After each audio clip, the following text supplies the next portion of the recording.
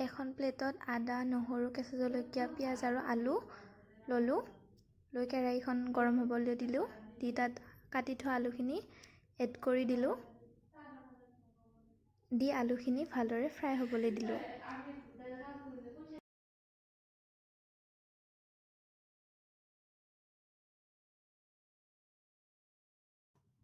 আপোনালোকে গেছৰ ফ্লেমটো ল' কৰি ল'ব। লৈ আলুখিনি ফ্ৰাই হোৱালৈকে মাজে মাজে লৰাই দিব। দি ফ্ৰাই হোৱালৈকে ৰৈ থাকিলে হ'ল।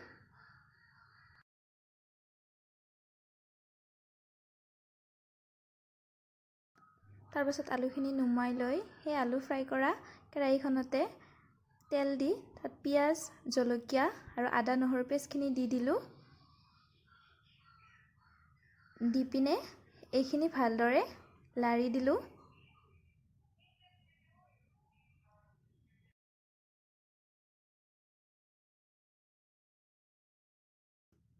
জুইৰ ফ্লেমটো ল' কৰি ৰঙচুৱা হোৱালৈকে পিঁয়াজখিনি ভালদৰে ভাজি থাকিলে হ'ল।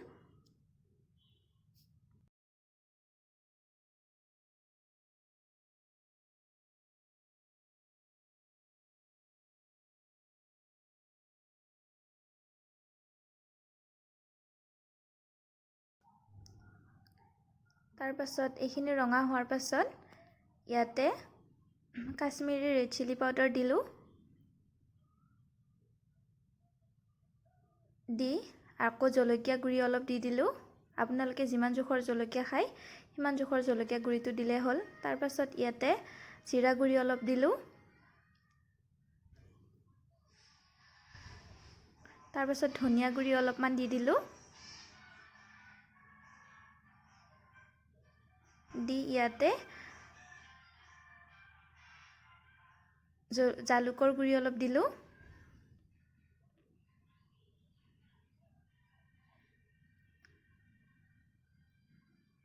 তাৰপাছত হালধি গুড়ি দিলোঁ আৰু নিমখ অকণমান দি দিলোঁ। যিমান জোখৰ বনায় সিমান জোখৰ নিমখ দিলে হ'ল জোখ অনুসৰি।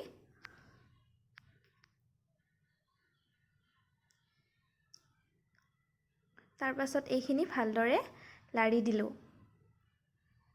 আপোনালোকে জুইৰ ফ্লেমটো ল' কৰি ৰাখিলেই হ'ল। এইখিনি ভাজিলে হ'ল ভালদৰে।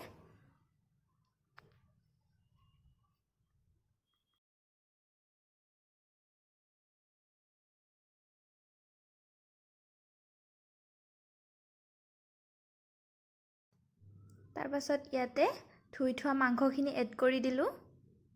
দি এইখিনি ভালদৰে লাৰি দিলোঁ। এনেদৰে জুইৰ ফ্লেমটো ল' কৰি লাৰি থাকিলে হ'ল।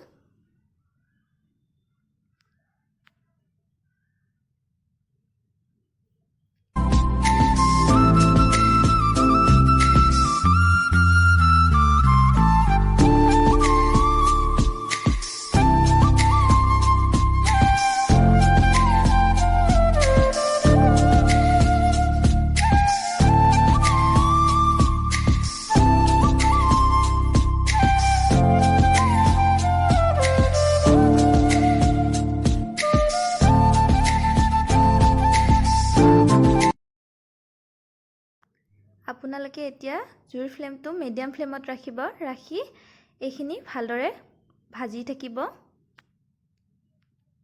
ভাজি থকাৰ পিছত ইয়াতে ফ্ৰাই কৰি থোৱা আলুখিনি এড কৰি দিলোঁ। দি এইখিনি ভালদৰে লাৰি দিলোঁ।